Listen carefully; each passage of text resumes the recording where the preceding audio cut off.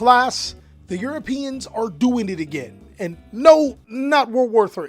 There have actually been some huge events that happened over the weekend, European national events, as well as a ton of regionals that's given us more data on the format. There were some things that I was right and wrong about last week that we're going to go over, and then there were some things that I am excited about and very nervous. A potential huge problem can be looming over for Yu-Gi-Oh, but that's for a little bit later. Today, big dogs, we're going to cover over the huge things that happened over this weekend and everything you need to know. Let's go ahead and jump on in. What's going on with y'all, big dogs? And it is an amazing day for Yu-Gi-Oh! Let me go ahead and flip this up so I can get more personal. I hope that your day phenomenal. But if it isn't, don't let what happened at the beginning of your day ruin the rest of your day. And speaking of rest of your day, you guys should already know what time it is. Update Monday! A particular time where I trick you into thinking that this is a Yu-Gi-Oh video when in actuality, it's something to make you a better person overall. But don't worry, if you don't want to be a better person, I got timestamps. Big dogs, today I'm going to keep it really simple. Happy Mama's Day. Now, say it to all of the women that have kids. Obviously, you're getting this video the day after Mother's Day, but it's never too late to hit up those mamas and let them know that they are appreciated. To be honest, if you ask me, you shouldn't do it just on a Mother's Day. Let those special ladies in your life know that you're thinking about them. Aunts, sisters, cousins, grandmas, and of course, your girlfriend or wife. Who am I kidding? You don't got that. It really doesn't take a lot to make them smile, and not all of us have those, so cherish them while you have it. On another note, statistically, crime is at an all-time low on Mother's Day, which statistically means that on Mother's Days, women can't commit as many crimes. That should let you know how serious they are about this day. Just joking with you ladies, don't chop my head off. But one thing that is a complete crime is what happened over the weekend, because man, there were so many events. This was a really huge weekend. It's almost like they knew that there were no women in you guys' lives, so they told you to go play Yu-Gi-Oh! But my malice cards are my mommy's.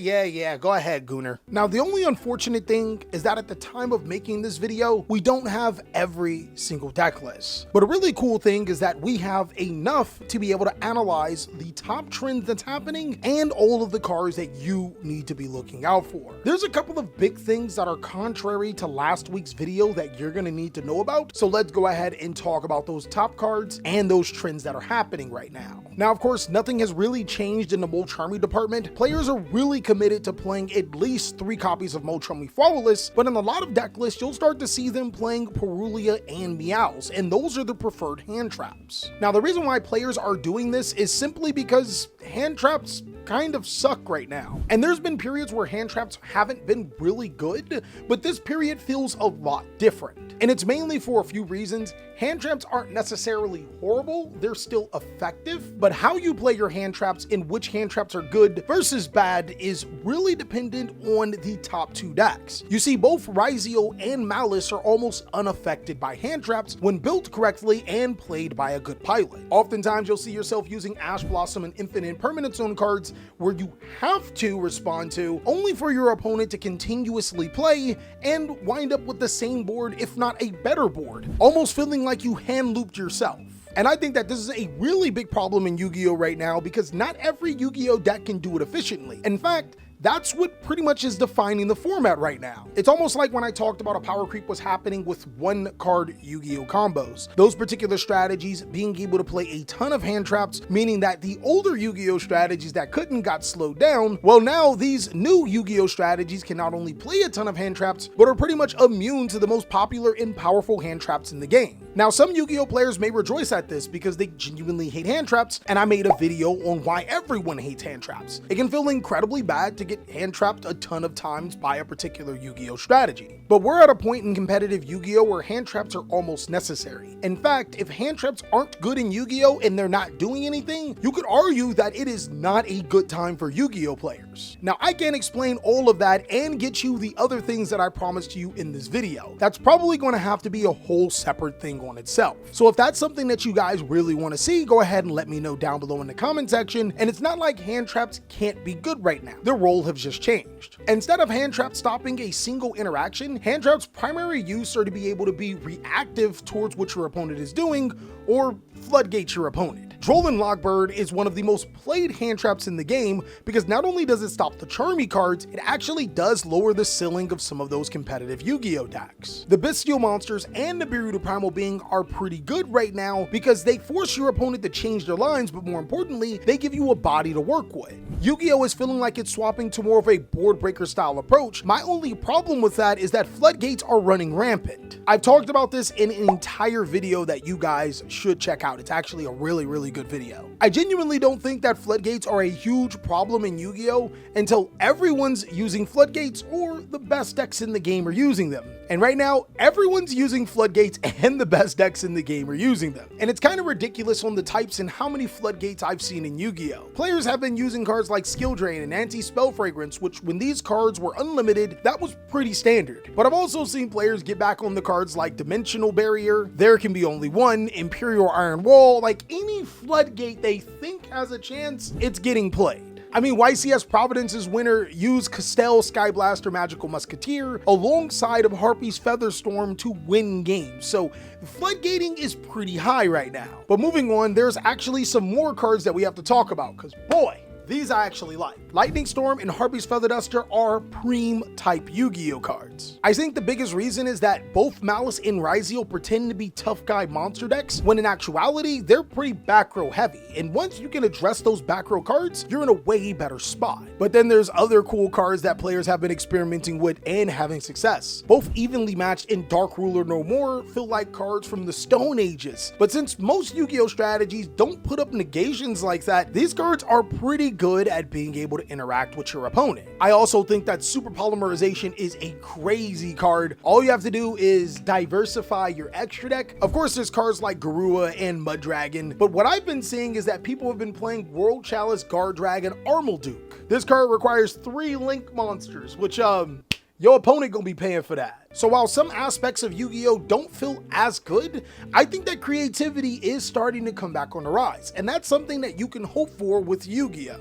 All right, big dog, so I think it's time that we go into the event and we look at the nationals, the Netherlands nationals that just happened. Unfortunately, we don't have every single deck list here, but I actually have 2 separate channels, TheCaliEffect clips, which we normally do go over deck lists as they come through, and we also have Master Duel Cali for the TheCaliEffect or Master Duel needs. But this national's looking pretty good with Mitsurugi Ryzeo getting first place, Blue Eyes actually getting second place, but not having what it seems to be a lot of representation. Ogdotic Fiendsmith Mitsurugi getting top 16. I can't wait to see that. Evil Twin and Crystron also getting inside of the top 16, but the deck that we have to see here is Unchained. Now, this Unchained deck is, holy, congratulations, Mr. Gobind. I think I cannot say your name correctly, but you're gonna see a couple of things that we were talking about in our top hand traps and top play Yu-Gi-Oh cards, right? So the Ghost Belt, I think, is actually incredible. Not only is it really good at stopping Malice card effects, it stops Fiendsmith card effects, it stops Mitsurugi card effects, it can also be used offensively. And you're gonna start to see a lot of these hand traps having the versatility of being able to be used offensively or being able to stop the Mole Charmy cards. Like, for example, you can droll yourself, especially when you're playing a deck like Unchained, when you get Mole Charmied, that way your opponent doesn't get a ton of draws.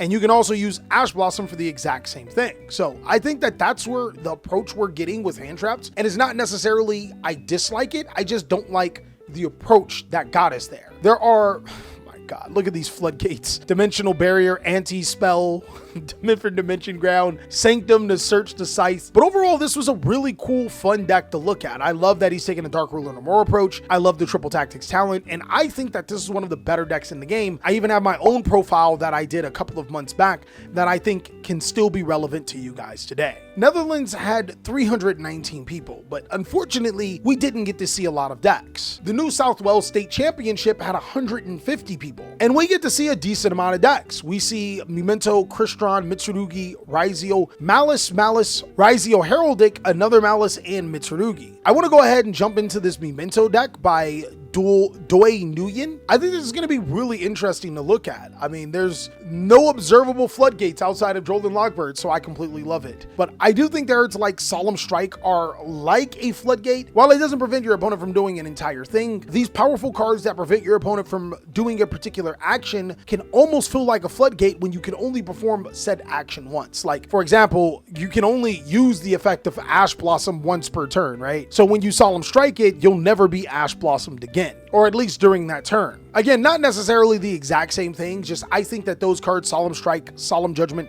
Solemn Warning, are really, really powerful in the game. This particular version is playing a Fiendsmith engine. If you guys check out his deck profile, there's a picture of it right here. He said that he ran the Fiendsmith engine to be able to contend with multiple interruptions, your opponent having multiple ways to be able to stop you. While Memento can go through a few hand traps, the Fiendsmiths kind of put it over the top. And there's some pretty cool interactions with Proxy F Magician getting into your Fiendsmith line, as well as your Goblin Biker Grandiddity breakout, tributing off your sequence when your opponent tries to stop it. This is the pure Mitsurugi deck from the Welsh Championship. I will admit, maybe it was an overstatement to say that Mitsurugi is a top deck as pure, but this is easily one of the best TCG exclusives that we have ever received in quite some time, possibly contending with War Rocks, guys, like we said. Our floodgates are going to be Mischief of the Gnomes, Artifact Sanctum. Technically, Mischief isn't really that, but you guys get the point of it. The Artifact Sanctum to summon the Scythe, of course, the Chaos Ruler, the Droll, and we're also playing Harpy's Feather Duster. Again, I think that this card is actually insane. But there's not really much to talk about with this Mitsurugi deck since it's pretty much the same of all of the other Mitsurugi decks. This card is ridiculously powerful, forcing your opponent to discard and blowing up their field. And if I'm being so real with you,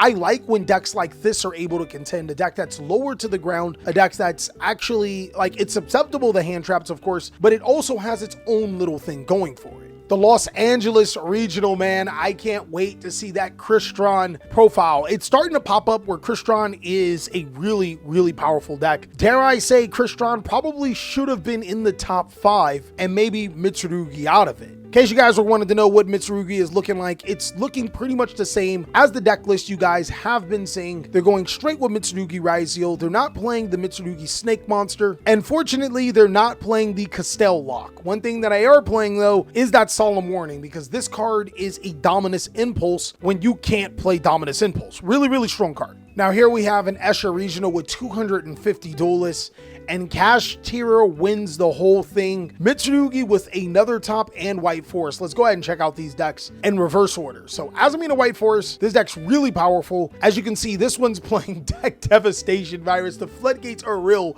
I'm telling you every single time. And I think the only reason why we're even playing that Effect Veiler is because it's searchable. But outside of that, I think you guys have noticed there's a lot less Infinite Impermanence. There's a lot less Effect Veiler. There's even less Ash Blossom. There have been some builds throughout the weekend that are citing that Ash Blossom and Joyous Spring, which is kind of crazy when you think about it. Another pure Mitsurugi Yu-Gi-Oh deck. I gotta say, I absolutely love this deck when it goes pure. There isn't much of a difference between this one and the other two, the one from the YCS Providence and the one we just seen, for the exception of their floodgate is Skill Drain, which is, again, at least with our floodgates, we've been diversified so far. There's been no singular floodgate outside of cards like Droll and Artifact Lancia that people are using, so I got to give it to them. Our pure Kashtira deck is also really, really, really, really funny. My brother in Christ, guys, there's the Drolls, there's the Ash, there's the Molcharmy and the random one here. Then there's Super Polymerization, which I think is really interesting. The big reason is because when you use Super Polymerization with this deck, you obviously can't summon a Kashtira, meaning you need to commit the Kashtira monster, then using the Super Polymerization. Does it really matter?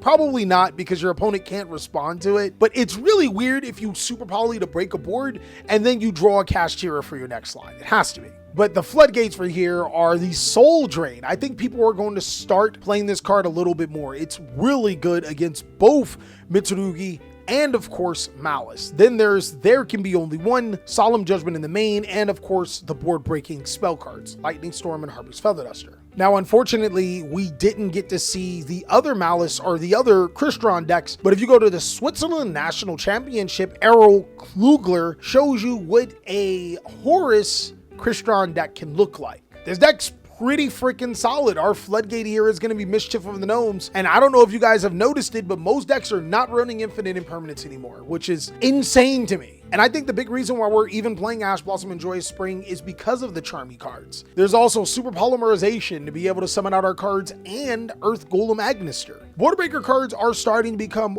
way more popular, but your deck needs to be able to support it. This Odeon deck is playing Infinite Impermanences and stuff, but the Floodgate is Imperial Iron Wall. Brother, I'm telling you guys, they are gooning. They are straight gooning with their Floodgates. There's also Solemn Warning, which I can't underestimate. This is one of the best cards in the game. Another cool thing about this card is that it does stop Nibiru the Primal Being. So do with that information what you will. Again, I cannot stress how powerful this card is, but a Fiendsmith Odeon Yu-Gi-Oh deck is pretty powerful. Now we're gonna wrap it up by going to the Des Moines Regional, and congratulations to Jackson Dupius.